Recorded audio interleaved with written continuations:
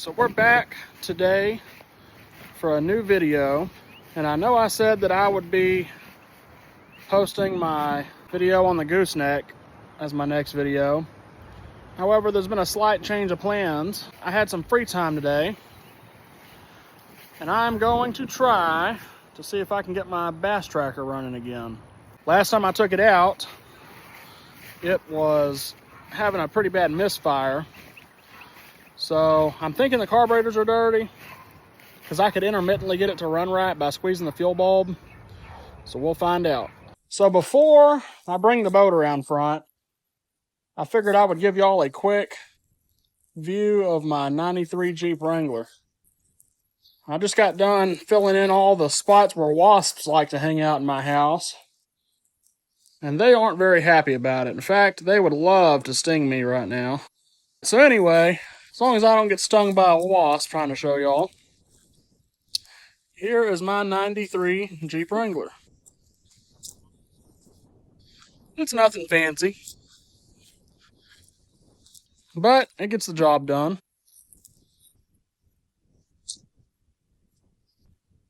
I've had a lot of fun with it. Need a new driver's seat pretty bad.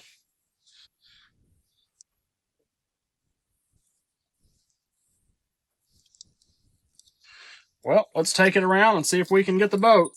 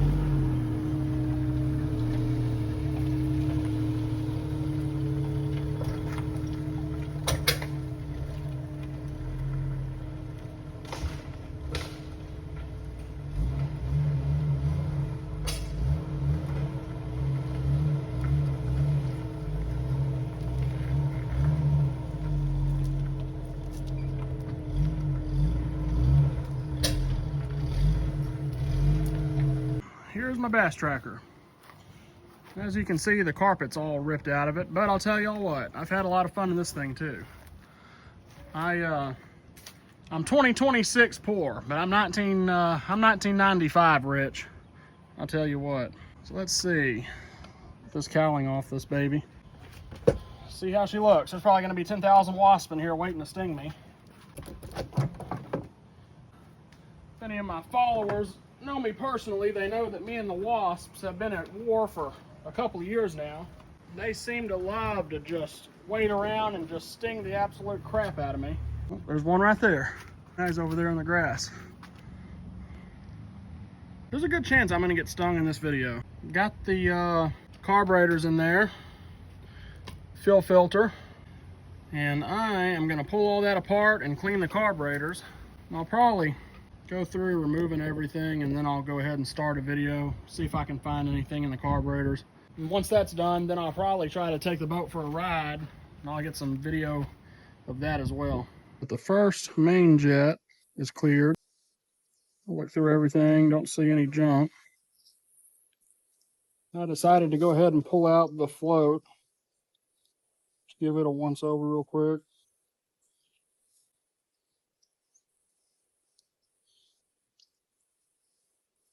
Seat looks good. If that hose was clogged, it ain't clogged anymore. Let me put this back in ever so carefully.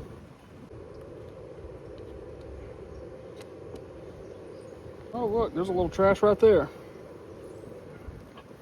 I don't know if I can show you all on the camera. Let me see. Something as simple as that right there will keep it from running, right? So let me blow that out. Put that carburetor back together. I don't see any more garbage in there, so that one should be ready to go. Found something else in the carburetor that was stuck on the butterfly. For all I know, that got in here while I was working on it, but still will keep it from running right. To me, that looks like the internal piece of a fuel line. This thing used to have cheap plastic fuel lines, and the inside liner will come out of them. That's exactly what that looks like to me, is an old piece of that fuel line that was stuck in the carburetor. Just a combination of getting everything out and getting it clean will make it run right again. So I think on this middle carburetor, I'll go ahead and just record the entire thing, just so y'all can kind of get an idea of how it works. I'm gonna get some cleaner down in all those, blow it all out, open the butterfly, check, make sure there's no junk. I don't see any. Make sure there's nothing stuck anywhere that's going to be inside of the carburetor. There's not. Okay, let's check the fuel bowl.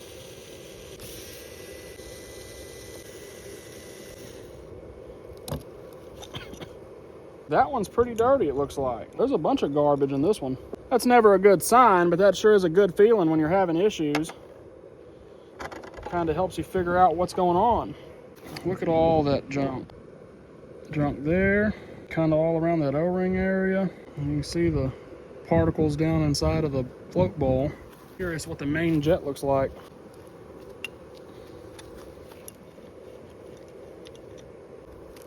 I can see straight through the main jet, but I'm gonna go ahead and spray some cleaner through it.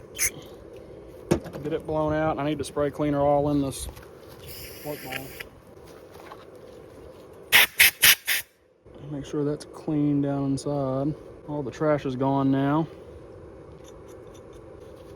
If you don't care about the technical side of me cleaning this carburetor, you could always skip to the hopeful boat ride, or at least the startup, to see if I got it running right. Which I hope that I do, because I'm really not crazy about having to clean the carburetor. Definitely not my favorite thing to do. But if I want to have fun riding on it, I've got to clean the carburetor. And I have procrastinated doing this at least, I don't know, 3 trips. I've taken it out and it's ran all right, but it's not running right. Once I get all this junk cleaned out, I'll be in good shape. All right, so now I can start putting this one back together. And honestly, I am a little bit glad to see that that carburetor had some junk in it. I'm kind of surprised at how much junk it has in it, because on this boat, I think I've either got 2 or 3 fuel filters. I know I used to have 3 for sure, but I think I took one of them out. When I got this boat, it was super dirty in the fuel tank. I had to really work to get it cleaned out. It had been sitting for a long time, but the boat was free. And you can't beat a free boat. It's kind of like free beer. I don't see any junk in anything. Let me throw this one back together. She's gonna be a little stubborn. That's all right. Don't you want to go in? Wait a minute. So I realized what just happened there. I installed it upside down. So let me put that back in there. Now this probably just go right on, so it's not upside down. And there we go. Did my hose just break? It sure did. Well, maybe I should replace all that. Probably not a bad idea, considering that I'm having issues getting junk in my carburetors. Probably about time to replace those lines. All right, and that's a complete shot of how to do one. And now I'm halfway done. So I'll do the top one and probably run to the auto parts store and get the stuff that I need, and then I'm gonna shoot the reassembly of everything. So I put all new fuel lines on it. Now I'm ready to reinstall the carburetors. We'll see if I got enough storage on my phone to do it in one shot. I guess if the video jumps to the next part, because I had to fix that.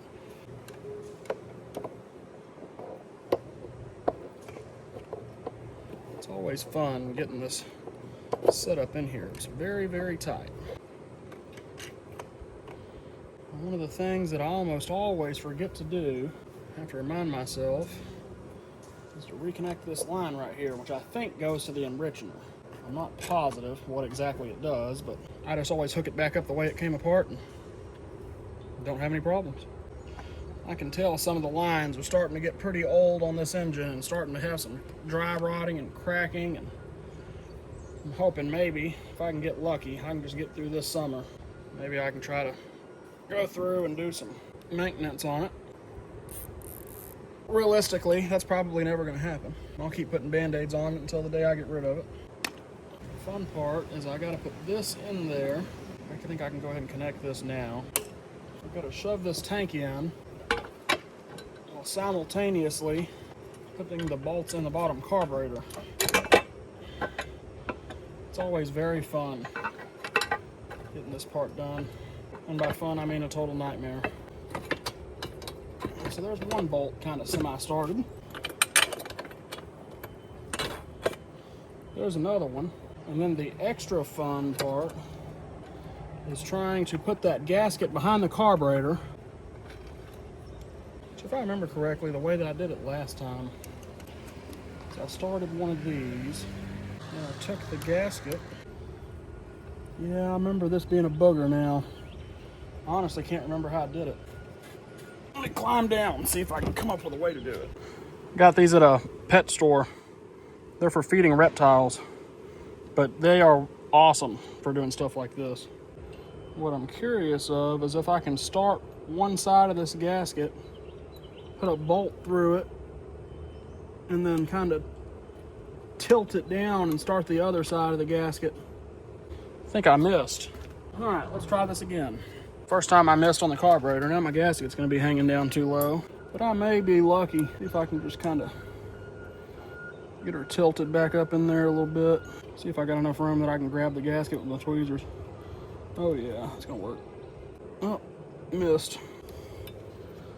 And I think I got it.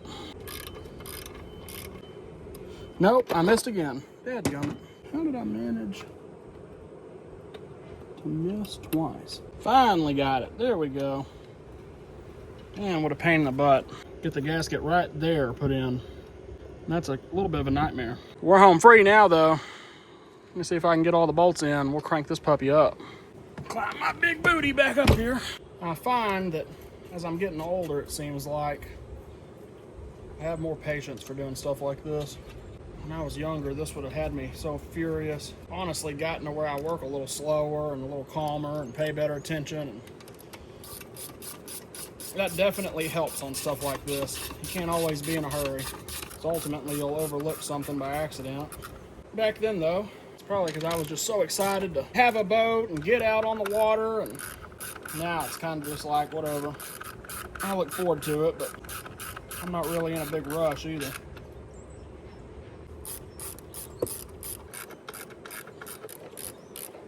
I'm thinking my middle carburetor was dirty, and that was because of the fuel lines falling apart that was running between the carburetors. Earlier in the video, I had made a comment about having 3 fuel filters, and it's surprising me that my carburetors had gotten dirty. That was actually in front of the last fuel filter, so there was nothing between the carburetors and those lines. What happened is those lines started deteriorating, and that's what made the carburetors ultimately get dirty, I assume. I gotta get the throttle readjusted. I probably should have done that with everything loose. If I remember correctly, this just pulls up, and then this pulls up. And that will shove in there. And then this will go back down. Stuff like this is where you need 3 hands. That's my shift linkage. And that is the throttle. That one, it goes right there. And for some reason, it is being a little bit cranky. Oh no, how did that get broken? Dadgummit. I guess this got broken through the process of doing this. I got 2 options. I can look and see if I've got one on my parts motor, and if not, I'm gonna put a zip tie around it. So let's see what happens. Well, looks like it's getting a zip tie around it. I can't believe I broke that. That's the problem that you start having on these older boat engines too, is man, they start getting brittle. Everything starts breaking. Nope, that didn't hold. Ruh-roh. May be interesting trying to drive it if that won't hold. Try one more time. See if I can just get something to kind of stay on there for now. What ultimately do I need this zip tie to do to stay on there? That just popped off on me, so I may be SOL. Have to try to buy one online, I guess. That's disappointing. I was wanting to take the boat out today. That's how it goes sometimes. Well, I guess at a minimum, I can at least crank it up in the driveway like that. And I may think on that for a few minutes. There's no way to even reach all the way around that to put a zip tie or anything. Unless maybe I can do the whole thing. Yeah, that'll work. If you can't fix something with zip ties and duct tape, you ain't no mechanic. I think we're gonna be cooking with Crisco here in a second. I'll have to see if I can figure out what that piece is called online, order a new one. I think that I've got a Band-Aid on it for now. I'll just keep assembling it and then we can test fire it and maybe go for a ride. Let me put the bolts back in the air filter cover. Then I can put the nuts on the throttle and the shift linkage. All right. So now I'm down to the last piece of the puzzle, which is putting the fuel line back on the carburetors. New fuel line, I might add, onto the carburetors. I'll tell you what, I'm the world's worst at misplacing my tools when I need them. Well, I guess let me see if I can cut it with these pliers. I hate to do that. I really don't think I'm gonna be able to do that. What the heck did I do with my diagonal cutters? I'm finally ready to fire it up. I haven't even test fired it. This boat hasn't been started up since, I think, October of 2025. I don't see any fuel leaking, so let me go turn the water on and give it a crank. See that?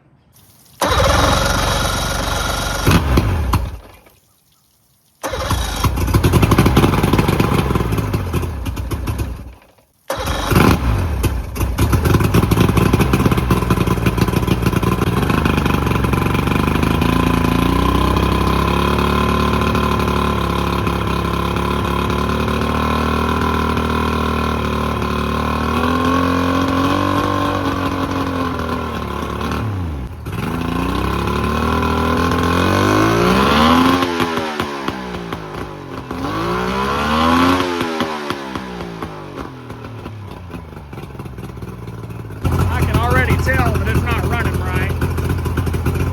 So that makes me wonder if I've got a bad coil. You can tell when I rev it up, it's real lethargic. I'm gonna rev it up one more time, see if it's still got that lethargic rev to it.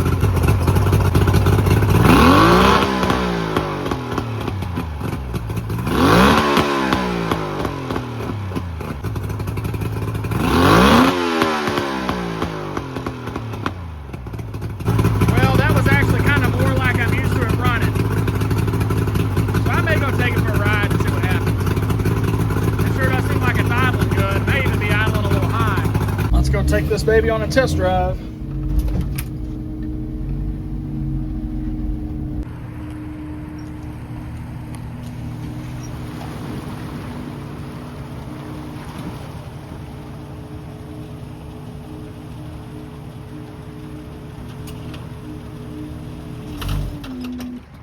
Whoa, I stalled it.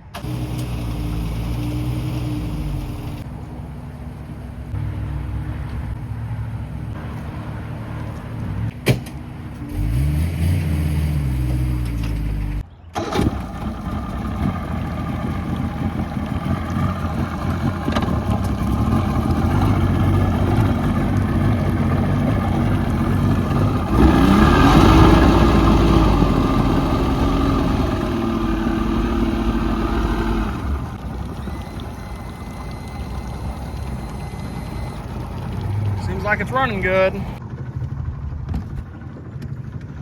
I'm thinking it's still missing.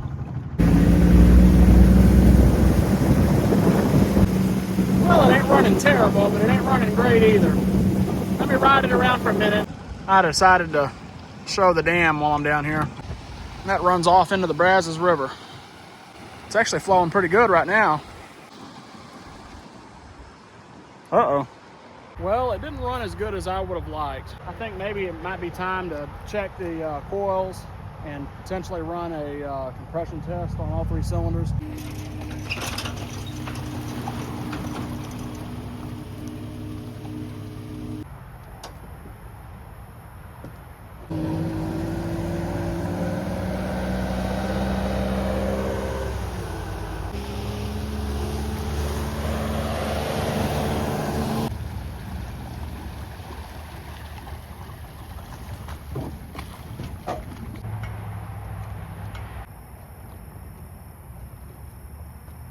the beauty of doing this alone. You get to live out your dreams of being Spider-Man.